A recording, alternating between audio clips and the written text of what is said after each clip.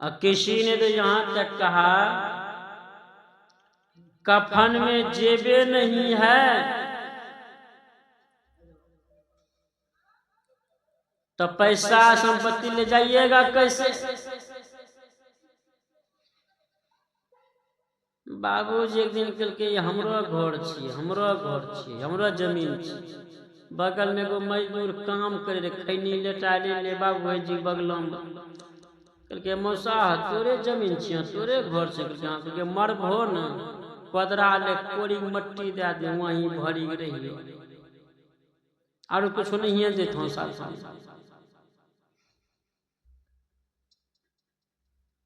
क्या लेकर आया था, क्या लेकर जाओगे, सब थक गए, सब थक गए। एक नवयुवक आता है, दाढ़ी था, नया महात्मा बना था।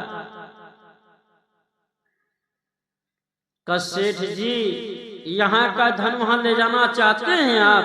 कहाँ ले जाऊंगा? का सबसे पहले यहाँ का पैसा लेके नेपाल चल जाइए, सामान खरीदिए वहां, तो वहां पैसा बदलना पड़ता है। नेपाल थोड़ा सा मेरा अपना देश है, कुछ मिलन जुलन हो जाता है, तो बंगाल जाकर देखिए आपका पैसा नहीं चलेगा वहां। अमेरिका जाइए, यूरोप जाइए, रूस जाइए, जापान जाइए, श्रीलंका जाइए, कोई भी देश जाइए, जब यहाँ से जाएंगे आप तो पैसा जब हाथ में देंगे तो वहां आपका पैसा रख लेगा और वहां का पैसा आपके हाथ में थमा। अमेरिका जाएंगे तो वहां डॉलर मिलेगा। उस नवयुवक महात्मा ने कहा सेठ जी ये पैसा भले साथ में नहीं जाएगा, इस पैसे से भूखे नंगे गरीब, बूढ़े लाचार, वृद्धा, महात्मा, ऋषि महात्मा, पशु पक्षियों को, गौ माताओं को सबकी सेवा करो, कदर करो, खिलाओ पिलाओ। जो पुण्य जागृत होगा ये पुण्य रूपी धन आपके साथ हो जाएगा। इसलिए संत महापुरुष कहते समय के रहते सोच लो। साधो भाई जीवत ही करो आशा, जीवत समझे, जीवत बुझे, जीवत मुक्ति निवासा, जियत कर्म की फांस न काटी, मुवे मुक्ति की आशा। साधो भाई जीवत ही करो आशा। जीवन काल में जो करना है कर लो, मरने के बाद आपके पीछे करने के लिए कोई बैठा नहीं है। तो हमारे पढ़े लिखे विद्यार्थियों के मन में होता है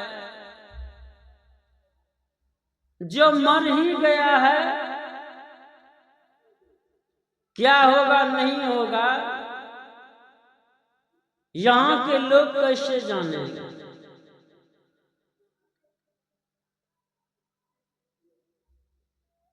बाबू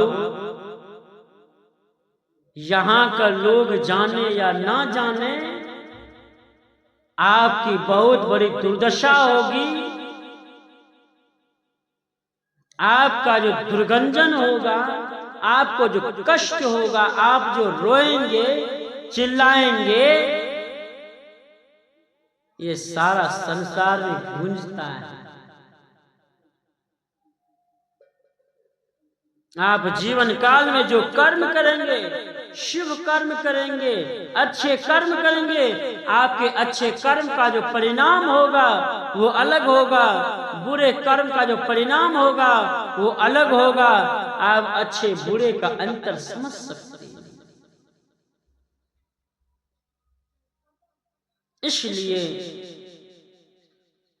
आगे दिन पाछे गया, हरि से किया न हेत, अब पछताए क्या होत, जब चिड़िया चुग गई।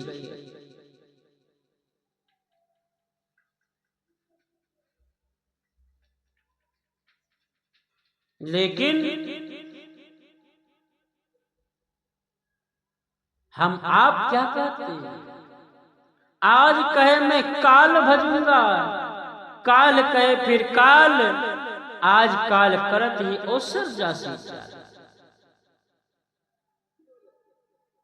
अभी जवान है, खाना पीना चाहिए, मस्ती करना चाहिए। थोड़ा और बड़े हो गए, शादी हो गई, पत्नी आई, दोनों हाथ पकड़कर बाजार में मस्ती से चलते हैं, बाल बच्चों को जन्म देते हैं, माँ बाप भूखी प्यासी रह जाती है और आप उसकी बातों को सुनने के लिए तैयार नहीं हैं।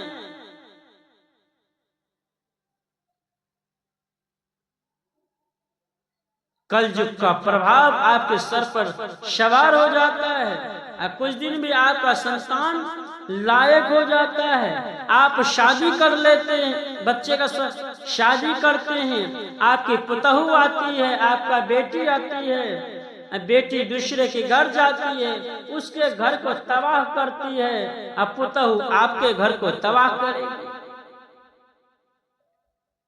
आजकल हम लोग बहुत होशियार हो गए, हम अपनी सास ससुर की सेवा करें नहीं, लेकिन मेरी भाभी मेरी माँ पिता की सेवा करे। हम माँ बाप की सेवा सत्कार करें नहीं, हमारी पत्नी मेरी माँ की सेवा सत्कार करे। अगर आप चाहते हैं कि हमारी माता पिता की सेवा हो, आप खुद अपने से सेवा करें। जब आप खुद अपने से नहीं करेंगे, आपका पत्नी आपका बाल बच्चा करने वाला नहीं है।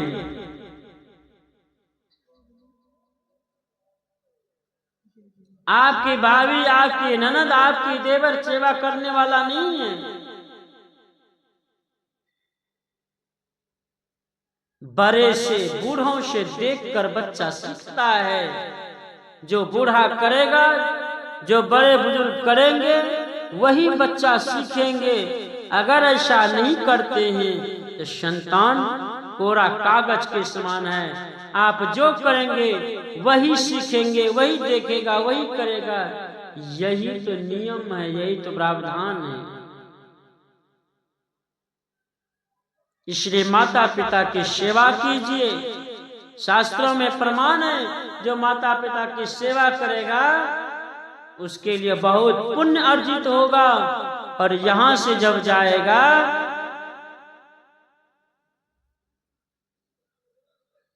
तो जगह सुख सुविधा होगी, आदर सम्मान होगा, इहलोक भी बनेगा, परलोक भी बनेगा। यही सारी बातें ही गिरिपति ने बड़ा ही श्रद्धा प्रेम से सत्संग का आयोजन करवाए। वह दिवंगत आत्मा जहां कहीं गए हो, वहीं उन्हें शांति